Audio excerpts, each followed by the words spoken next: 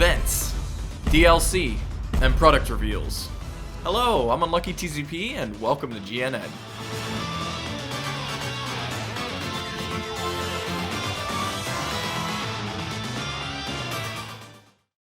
Alright everyone, I'm finally back in my original studio. Things are a little moved around, but that's okay, we'll fix everything over the coming weeks. We can finally do stuff like this. But we're gonna kick off today's show talking about PlayStation. On Twitter, PlayStation announced that its PlayStation 5 event that was scheduled originally for June 4th has been postponed. I think this is a very good call by PlayStation. There's more important things going on in the world right now, and I think we can all agree that video games can wait a little bit. And I'm pretty sure that the PlayStation 5 news will come soon enough. Next on the list, Kirk Scott posted a statement on Twitter saying that he's leaving Nintendo. Now, you may know Kirk Scott as the guy who hosted Nintendo's Indie Directs in the past, but Kirk has always been the guy to push for indie games on Nintendo platforms. According to his statement, he's still going to be working within the indie space, so we wish him the best of luck on his future opportunities. The final story in events is that Sony of Europe has been fined $3.5 million in Australia. This massive fine comes from Sony of Europe reportedly misleading users when it comes to their refund policy. A series of consumers were refused refunds due to a game being purchased digitally and it being over 14 days since they made the purchase. While this response from Sony might have been acceptable in some countries, it doesn't align with the Australian consumer laws and went to court. I'll leave a link down below if you want to know the full story. Moving on to our next segment, information regarding DLC for a few games has come out. First up, Minecraft of all things is getting a Pac-Man DLC. Now normally this would be weird enough, but it gets weirder. The Pac-Man DLC is also in first person. Now, first person Pac-Man sounds like a trip, but seeing the footage makes me kinda, terrified? Just seeing a square Pac-Man looks wrong, and the ghost being so big just makes it worse. It still looks hella fun though, and I'm totally gonna download it. Next up, we got more info on the Pokemon Sword and Shield expansion passes. The Pokemon Company posted a slew of information showing off more of the Isle of Armor and the Crown Tundra. We got to see a good chunk of returning Pokemon, a Galarian Slowbro, the new raid dens and legendary Pokemon, and a bunch of new areas. I encourage you to check out the full website and video to see more info. And for our final segment, we have a few new product reveals.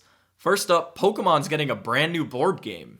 Launching on July 31st, Pokemon Battle Academy is actually an adaptation of the Pokemon card game. The game's apparently easy to learn, and even comes with a code card so you can start playing the trading card game online. The Pokemon Company says that the game will be widely available at both brick-and-mortar and online retailers. Let me know if you're going to pick one up in the comments. Next up, Sega announced a new product, which is actually a smaller, modern version of an old product. They announced a mini Game Gear console. And when I say small, I mean tiny. Seeing images of this thing makes it look even smaller than the Game Boy Micro. Now, they're actually releasing multiple versions of this thing, 4 to be exact. There's a black, a blue, a yellow, and a red one. However, the kicker is each one of these Game Gears only has 4 games on it. Meaning, if you wanted to collect all the games, you'd have to buy all 4. Considering the price of just one of these things is around $50 without importing fees, collecting all of them is going to get expensive real fast. In fact, you can even get a Sega Big Window, which is basically a giant magnifying glass to make the screen a little bit bigger. And you're probably going to need it to see the screen. In theory, it's a cool collectible for Sega Game Gear fans, but I'm not exactly sure it's even worth it. And as always, to end the show, I'm going to list the big games that released this week. First up, we have Clubhouse Games 51 Worldwide Classics. An absolute classic arrives on the Switch. Well, 51 of them to be exact. From chess and poker to Mancala and toy boxing, Clubhouse Games has so many fun options, it's hard to decide what you're going to play first. Next up, The Outer World finally launches on Switch and gives off the same sensation that you're playing a game like Fallout New Vegas. All the characters have something interesting to say, and the world is plenty fun to explore. However, the Switch port, while keeping the base game intact, sacrifices pretty much everything else, and it's kind of drastic. I just hope the game gets updates to at least reduce the pop-in that happens, and hopefully improve the frame rate, because it's kind of rough. And finally, Riot Games' competitive 5v5 character-based shooter Valorant released. The game was in a semi-closed beta before, but the game is finally out for everyone to play. As I said before, it's highly competitive and you only get 1 life per round in this first of 13 series, so you gotta get creative and outshine your opponents.